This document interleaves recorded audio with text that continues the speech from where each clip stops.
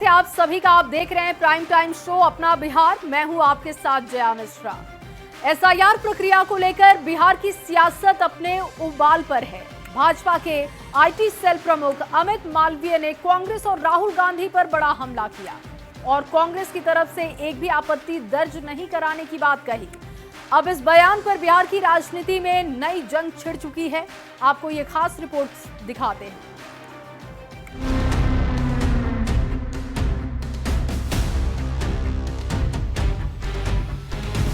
Social media platform x पर अमित मालवीय ने लिखा कि बिहार में जब चुनाव आयोग एसआईआर की प्रक्रिया पूरी कर लेता है और फाइनल वोटर लिस्ट जारी करता है, तब ये साफ हो गया कि कांग्रेस पार्टी ने न तो किसी मतदाता को जोड़ने और न ही हटाने के लिए निर्धारित फॉर्मेट में कोई शिकायत दर्ज कराई। मालवीय ने सीधे राहुल गांधी पर हमला करते हुए कहा कि उनकी यात्रा लोकतांत्रिक अधिकारों की रक्षा नहीं बल्कि अवैध प्रवासियों को बचाने और राष्ट्रीय सुरक्षा को कमजोर करने की साजिश थी, जिस पर कांग्रेस ने पलटवार किया। देखिए, मुख्य चुनाव आयुक्त जिस प्रकार से बीजेपी के प्रवक्ता की तरह बात करते हैं, ठीक उसी प्रकार बीजेपी के लोग भी चुनाव आयोग के प्रवक्ता के रूप में बात करते हैं। तो साफ जाहिर होता है इससे कि दोनों का मैच फिक्स है।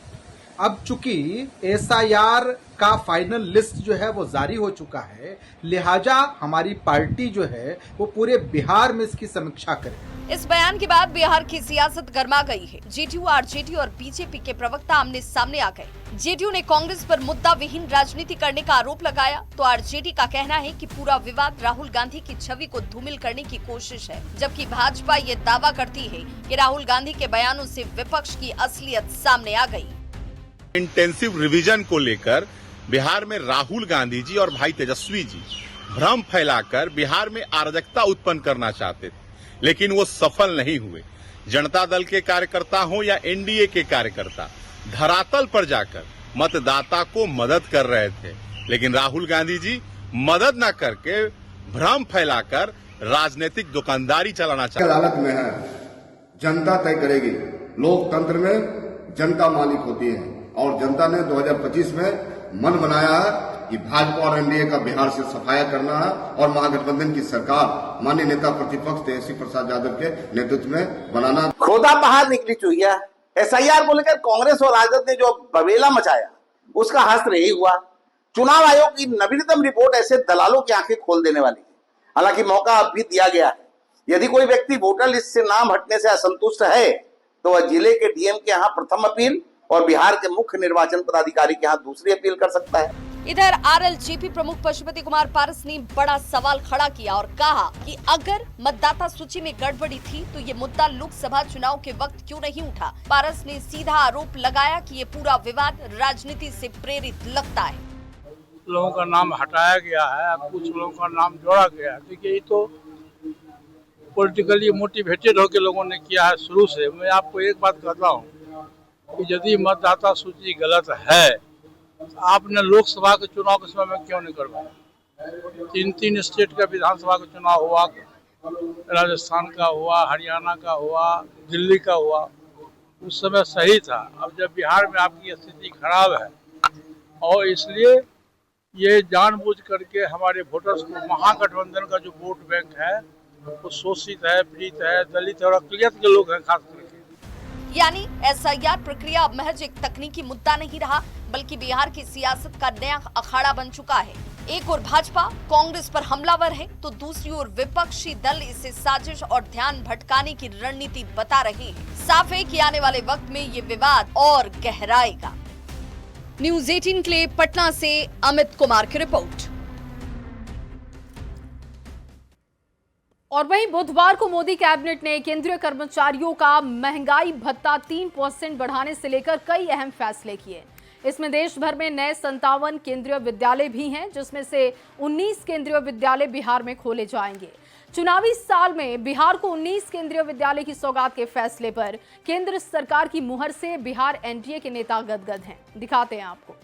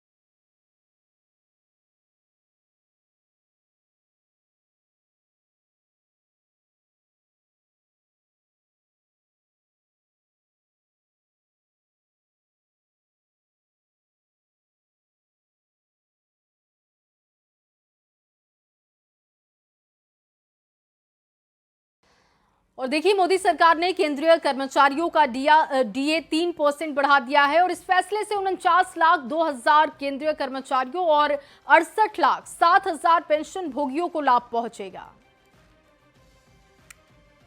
महानवमी के दिन मोदी सरकार ने केंद्रीय कर्मचारियों को विजयदशमी और दिवाली दोनों का तोहफा दे दिया।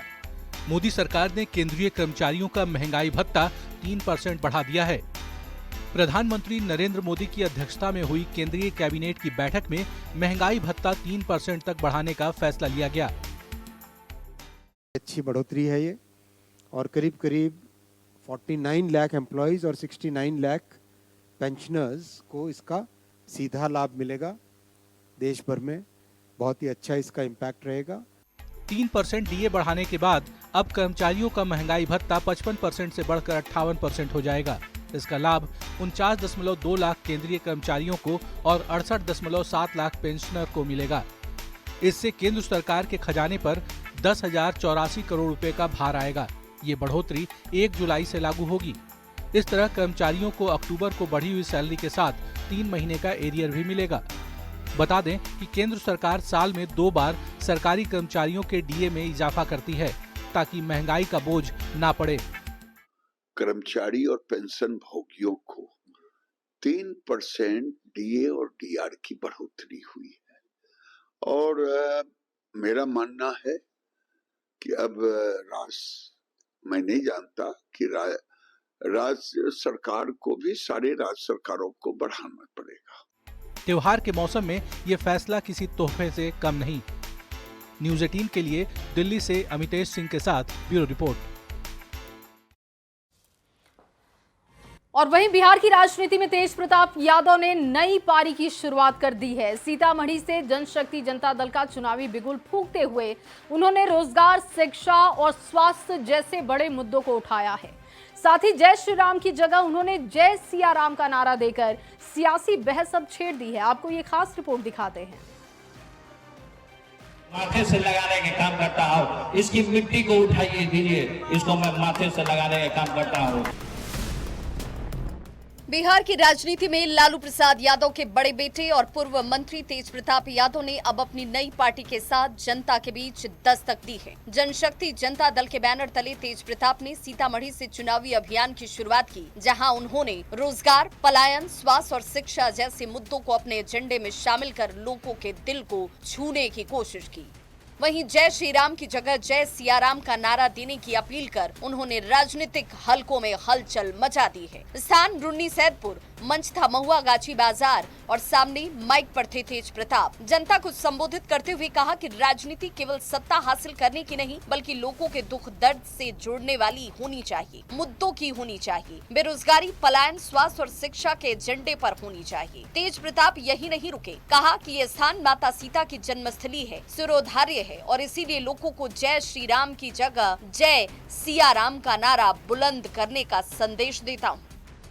गलत किया, गलत इसलिए किए कि आपने सीता माता का नाम छोड़ दिया, ये गलत है। ये जानकी की धरती है, मैं इस धरती को माथे से लगाने का काम करता हूँ, इसकी मिट्टी को उठाइए दीजिए, इसको मैं माथे से लगाने का काम करता हूँ।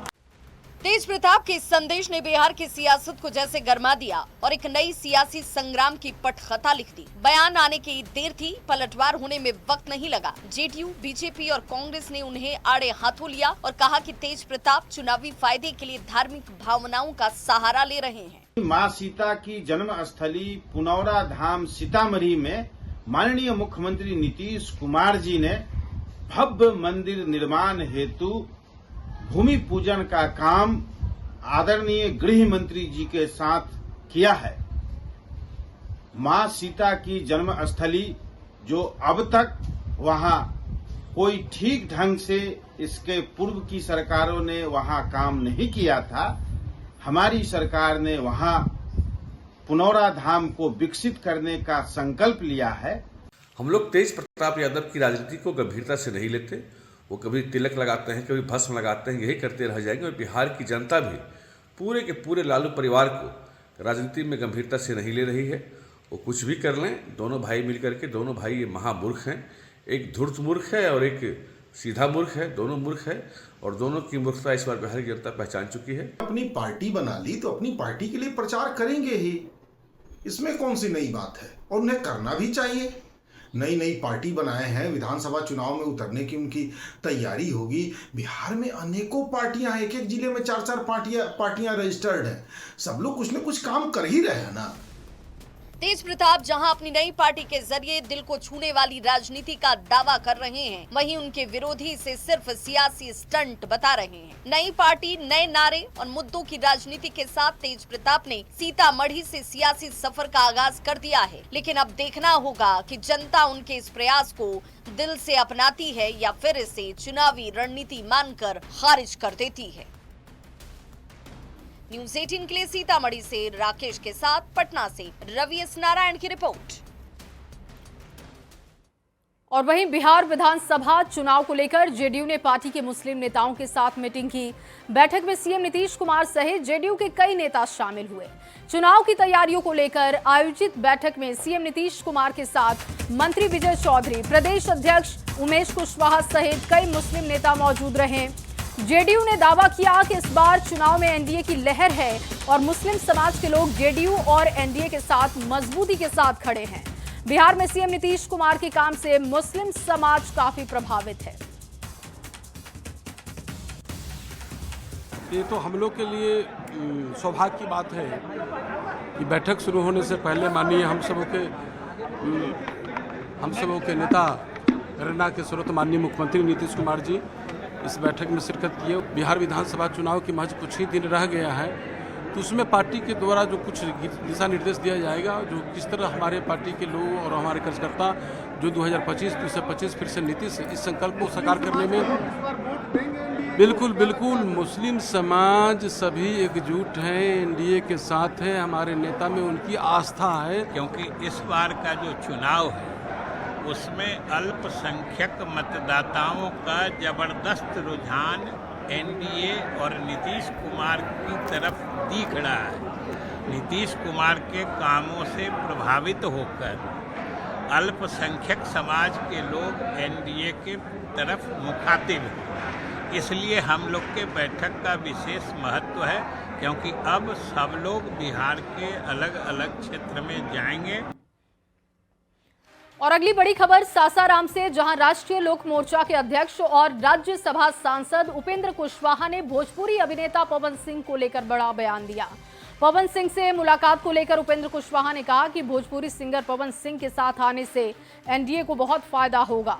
पवन सिंह की वजह से पिछले लोकसभा चुनाव में वोटों का विभाजन हुआ था, जिसकी वजह से विपरीत नतीजे सामने आए थे, लेकिन इस बार के विधानसभा चुनाव में पवन सिंह के आने से हम लोग वोट का विभाजन रोक देंगे और ऐसे में सभी जगह पर एनडीए की जीत हो सकेगी।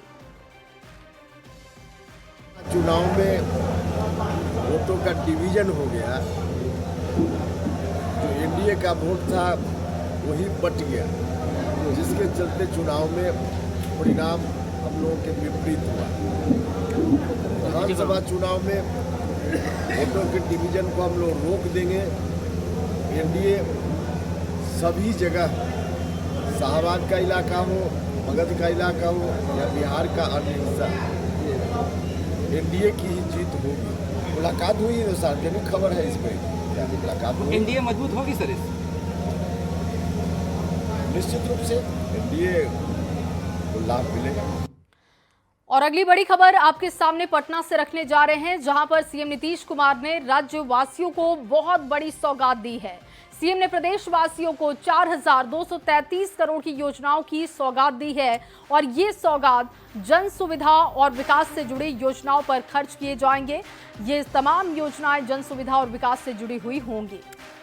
एक बार फिर से बिहार को देखिए, बड़ा तोहफा मिला है। 4,233 करोड़ की योजनाओं का तोहफा बिहार को दिया गया।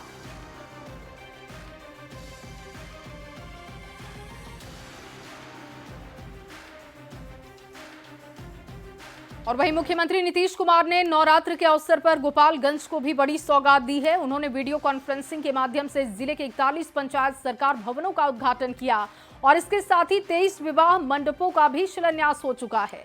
कलेक्ट्रेट परिसर में आयोजित उद्घाटन समारोह कार्यक्रम में पहुंचे थे और सांसद doctor Alok Kumar Suman, BJP MLC Rajiv Kumar सहित जिला प्रशासन के वरिष्ठ अधिकारी भी कार्यक्रम में पहुंचे। सांसद आलोक सुमन ने कहा कि सरकार बिहार में 1000 पंचायतों में विवाह मंडप का निर्माण करा रही है और इससे ग्रामीण इलाकों में बहुत फायदा होगा। ग्रामीण इलाकों में बेटियों की शादियां अब गांव के ही विवाह मंडपों में होगा। सम्मान पूर्वक परिवार उनकी शादी करा पाएगा। उन्होंने इसे ग्रामीण जीवन में सामाजिक सुविधा और सशक्तिकरण की दिशा में एक बड़ा कदम बताया है। गोपालगंज जिले में माननीय मुख्यमंत्री जी के लिए जहां तक पंचायत सरकार भवन का मसला है, तो ग्राम पंचायत के माध्यम से बने हुए कुल 12 जिनके नाम क्रमशः भोरे, पंचदेवरी, कुचायकोट, फुलवरिया में अलग अलग जगहों पर है, सिद्धवरिया में। इसके अलावा फिर भवन निर्माण विभाग के द्वारा निर्मित पंचायत सरकार भवन के कुल 6 भवनों का और LAU स्थानीय क्षेत्र संगठन अभियंत्रण संगठन के माध्यम से बनाए गए कुल 23 पंचायत सरकार भवनों का उद्घाटन माननीय मुख्यमंत्री जी के द्वारा किया गया। का कृपा पूरे गोपालगंज वासी पर बरस रहा है। अभी मुख्यमंत्री जी का विकास यात्रा था जिसमें 1500 करोड़ से ज़्यादा का उन्होंने जिला को देने का काम किया। आज मुख्यमंत्री जी ने करीब 41 पंचायत सरकार भवन का लोकार्पण किया। कन्या विवाह मंडप 1000 पूरे बिहार में आज शिलान्यास किया, जिसमें 23 गोपालगंज योजना चिन्हित हुआ है। हमारे परम आदरणीय माननीय मुख्यमंत्री जी द्वारा हमेशा सौगात दिए जा रहे हैं पूरे बिहार को, और बिहार को उन्होंने एक ऊंचाई दी है। उसी क्रम में आज पंचायत सरकार भवन और विवाह मंडप हर पंचायत में इसकी शिलान्यास की गई है, जिसमें आपको 663 पंचायत सरकार भवन पूरे बिहार में और अपने गोपालगंज में 41 पंचायत सरकार भवन का उद्घाटन हुआ। और केंद्रीय मंत्री गिरिराज सिंह ने एक बार फिर से राहुल गांधी और तेजस्वी यादव पर हमला किया। उन्होंने कहा कि ये लोग राजा की तरह देश को चलाना चाहते हैं और राजा की तरह रहना चाहते हैं, जबकि प्रधानमंत्री मोदी सेवक के रूप में जनता की सेवा करते हैं। गिरिराज सिंह ने एक बार फिर से टारगेट किया है राहुल गांधी, तेजस्वी यादव को, और उनका कहना है कि ये लोग राजा की तरह काम करते हैं और उसी तरीके से रहना चाहते हैं, लेकिन प्रधानमंत्री मोदी की बात हो तो वो सेवक के रूप में काम करते हैं। लालू जी के पुत्र युवराज दोनों का मुंह चुकुंदर ऐसा हो गया सुटुक करके। ये अब आरोप लगाएं। कल तक तो गाली दे रहे थे, सवेरे तक, कल सवेरे तक गाली दे रहे थे। इनको संवैधानिक संस्थानों पर भरोसा तब होता है जब इनके मन लायक होता है। ये लोग राजा की तरह देश को ट्रीट करना चाहते हैं, मोदी जी एक सेवक के रूप। और आगे बढ़ते हुए आपके सामने नवादा से बड़ी खबर रखने जा रहे हैं। ठनका गिरने की वजह से महिला सहित 2 की मौत की जानकारी है। ठनका गिरने से कई लोग और मवेशी भी झुलसे। दरअसल कलश विसर्जन के दौरान ये लोग धनार्चे नदी पर गए थे और सिरदला के जमुआई गांव में ये हादसा हो गया। कलश विसर्जन के कार्यक्रम में ये लोग जा रहे थे और बताया जा रहा है कि ठनका गिरने की वजह से महिला सहित 2 लोगों की जान चली गई। इसके साथ ही कई लोग झुलसे हैं, मवेशियों के भी झुलसने की खबर है। कलश विसर्जन करने के लिए ये लोग नदी में गए थे और सिरदला के जमुआई गांव में ये हादसा हो गया। दुखद खबर, बड़ी खबर आपको नवादा से लगातार दे रहे हैं। और रुख करते हैं अगली बड़ी खबर की ओर। बड़ी खबर सीतामढ़ी से सामने आ रही है, जहां पर डीएम ने जेल में छापेमारी की और छापेमारी में बड़ी लापरवाही और गड़बड़ी का खुलासा हुआ। जेल में कई आपत्तिजनक सामान बरामद किए गए। छापेमारी के दौरान जेल से गायब रहे जेल अधीक्षक। डीएम ने कार्रवाई की बात कही और डीएम ने कड़ी नाराजगी जताते हुए जेल अधीक्षक का वेतन रोकने तक का आदेश दे दिया है। कुख्यात अपराधियों को विशेष सुविधा मुहैया कराने पर पुलिस की मिली भगत पर डीएम ने ऐतराज भी जाहिर किया। दोषी पुलिसकर्मियों के खिलाफ कड़ी कार्रवाई करने का आदेश है। खबर है कि जेल के अलग अलग सेल में मोबाइल फोन, चार्जर, नशीले पदार्थ और प्रतिबंधित सामान भी जब्त किए गए हैं। इस पूरी कार्रवाई से जेल प्रशासन की कार्यशैली पर गंभीर सवाल खड़े हुए। कुछ जगह हमें कुछ चिट और आपत्तिजनक सामान भी रिकवर हुआ है। साथ ही साथ हम लोगों ने ये निर्देश दिया है यहाँ पे जेल प्रशासन को कि थोड़ा सा नज़र बना के रखें। बहुत सारी जो आपराधिक गतिविधियाँ होती हैं उनका सूत्रधार कुछ जेल के अंदर भी होते हैं। जेल अधीक्षक जो थे वो अनुपस्थित पाए गए, उनके वेतन पे तत्काल रोक लगा दी गई है और उनसे स्पष्टीकरण पूछा जा रहा है कि इस प्रकार की लापरवाही उनके द्वारा क्यों की गई। साथ ही साथ हम लोगों ने यहाँ पे निर्देशित किया है जेल प्रशासन को कि यहाँ से 300 जो बंदी हैं और जो जघन्य अपराध में जो इन्वॉल्व हैं उनको हम लोग यहाँ से शिवर जेल में ट्रांसफर कर देंगे। और वहीं राजधानी पटना में उत्पाद और मद्य निषेध की टीम ने बड़ी कार्रवाई की है। फतुहा थाना क्षेत्र के रेलवे कॉलोनी में एक घर में छापेमारी की गई। छापेमारी में 108 लीटर विदेशी शराब जब्त की गई है। उत्पाद एवं मद्य निषेध की टीम ने मौके से 2 शराब तस्करों को भी दबोचा। गिरफ्तार आरोपियों की पहचान फतुहा के रहने वाले आर्यन कुमार और प्रिंस कुमार के रूप में की गई। बताया जा रहा है कि टीम को सूचना मिली थी कि आर्यन और प्रिंस कुमार के साथ मिलकर अवैध शराब का धंधा चलाया जा रहा है, जिसके बाद पुलिस ने कार्रवाई की। वहाँ रेलवे कॉलोनी में गुप्त सूचना के आधार पर एक छापेमारी की गई है। सूचना मिली थी कि स्टोरेज पॉइंट में शराब रखा गया है। सूचना प्राप्त होते ही नरेंद्र जी के नेतृत्व में टीम का गठन किया गया और छापेमारी की गई। छापेमारी में स्टोरेज पॉइंट से कुल 144 बोतल शराब बरामद किया गया है, जो लीटर में 108 लीटर होता है। इसका अनुमानित मूल्य लगभग 1 लाख रुपए के आसपास है। इसके साथ ही 2 गिरफ्तारी भी है, दोनों फतुहा के रहने वाले हैं। दोनों को जेल भेजने की कार्रवाई की जा रही है।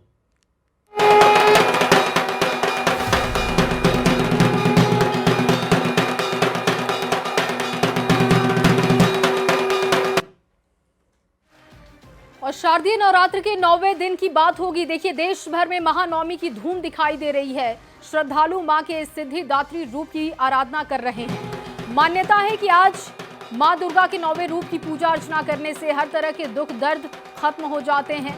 सुख, समृद्धि और प्रसिद्धि आपको प्राप्त होती है। आज कन्या पूजन और हवन का भी विशेष महत्व होता है। अलग अलग बिहार के जगहों की तस्वीरें आप देख रहे हैं। देखिए, दानापुर, मोतिहारी, कैमूर, अररिया की तस्वीर आपके सामने हमने रखी है। इसके साथ ही गोपालगंज, सिवान, भागलपुर, नवादा, हर जगह पर उत्साह आपको पुरजोर तरीके से दिखाई देगा और हर जगह पर उत्साह कमोबेश एक जैसा होगा, क्योंकि नवमी का आज दिन है और कल दशमी यानी कि दशहरा के साथ ये पर्व खत्म हो जाएगा।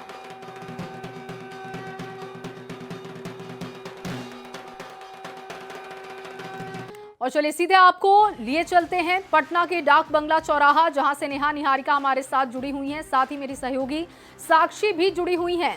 नेहा, सबसे पहले तस्वीरें दिखाइए, किस तरीके के इंतजाम, क्योंकि अब तो वहां पर भीड़ बहुत ज्यादा बढ़ चुकी होगी। किस तरीके से भीड़ को मैनेज किया जा रहा है, कितना उत्साह वहां पर लोगों में दिखाई दे रहा है? बिल्कुल, तो देखिए कि जिस तरह की भीड़ रहती है व्यवस्था भी उसी तरह की करनी पड़ती है। और अभी आप देख रही हैं कि लगातार जो प्रशासन के लोग हैं वो चप्पे चप्पे पर खड़े हैं, किसी भी तरह की कोई दिक्कत नहीं हो इसका पूरा इंतजाम किया गया है। महिलाओं को एक अलग लाइन में रखा गया है, पुरुषों के लिए एक अलग व्यवस्था की गई है। उसके अलावा जो सड़क के दूसरी तरफ है, बीच का जो डिवाइडर है, उसके बीच में भी बांस लगाकर पूरी तरीके से रास्ते को जो है वो सुविधाजनक बनाने का पूरा प्रयास किया गया है। और जैसा कि अभी हम जानते हैं कि डाक बंगला चौराहा जो होता है वो बहुत ही प्रसिद्ध होता है और सब लोग जो है वो चाहते हैं कि यहाँ का दर्शन तो करना ही करना है, तो उसके हिसाब से व्यवस्था भी वैसी ही की जाती है। अब देखिए कि सप्तमी को ही जो है वो लाखों लोग दर्शन कर चुके थे और आज चूंकि नवमी है, आज की पूजा जो है वो सबसे खास पूजा मानी जाती है और सबसे ज्यादा भीड़ भी आज ही रहती है, इसलिए व्यवस्था भी उसी हिसाब से की गई है। अभी देखिए कि लोग जो हैं अभी से शाम से ही शुरू हो चुके हैं, दर्शन दिन भर किया उन्होंने। उसके अलावा शाम से भीड़ ज्यादा बढ़ने लगी और अब जो है मतलब सुबह के 4 बजे तक 5 बजे तक लोग जो है वो यहाँ पर लगातार दर्शन करेंगे। तो जरा हम बात करते हैं किस तरह की व्यवस्था की गई है, सुरक्षा के क्या इंतजाम किए गए हैं यहाँ? मैम, सुरक्षा की व्यवस्था ये की गई है कि कोतवाली थाना से लेते हुए डाक बंगला चौराहा CCTV कैमरा पूरा लगा हुआ है और हमारे वॉलंटियर सिविल ड्रेस में भी है, भी यहाँ से कोतवाली से लेकर डाक बंगला चौराहा तक घूम रहे हैं।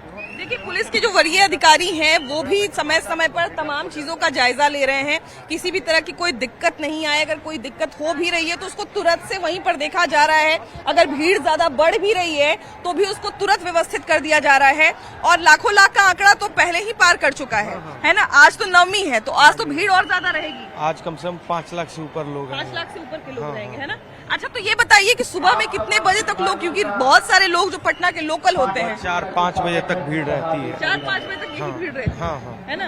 और अभी देखिए कि यहाँ से कोतवाली थाना भी एकदम बिल्कुल बगल में है और गांधी मैदान यहाँ से बगल में है, तो सुरक्षा को लेके किसी भी तरह की कोई चूक नहीं हो सकती। यहाँ पर जो है वो कदम कदम पर जो प्रशासन के लोग हैं वो तो हैं ही, लेकिन उसके साथ साथ जो पूजा समिति के लोग होते हैं, जो पंडाल समिति के लोग होते हैं, वो लोग भी आपको जो है वो हर कदम पर दिख जाएंगे।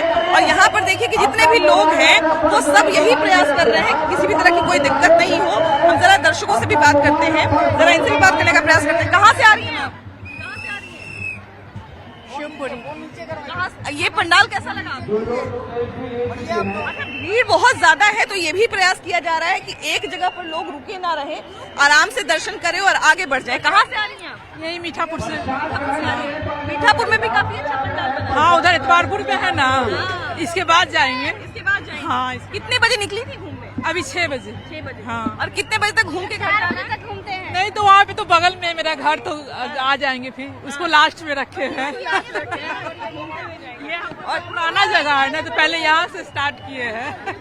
और यहाँ पर देखिए कि अभी देखिए कि भीड़ लगातार बढ़ती जा रही है जी, है ना। अभी तो थोड़ी वर्षा हो गई है, इसलिए थोड़ा आपको सांस लेने का जगह भी मिल रहा है, नहीं तो अभी 1-1.5 लाख आदमी अभी तक जा चुके रहते। लेकिन बारिश ने भी कोई असर नहीं डाला है। कोई असर नहीं हुआ है बारिश के चलते। श्रद्धालुओं का भीड़ लगातार चलते चला जा रहा है। और ये भी है कि साल भर का दिन है, तो लोग बारिश को नजरअंदाज कर देते हैं। ठीक है नेहा, आगे भी आपके पास आएंगे, आपके जरिए तस्वीरें दिखाएंगे। फिलहाल के लिए आपका बहुत शुक्रिया तमाम जानकारी के लिए, तस्वीरों के लिए। फिलहाल इस बुलेटिन में बस इतना ही। आगे जोहार झारखंड मेरी सहयोगी शिप्रा झा आपको दिखाएंगी। शुक्रिया जया।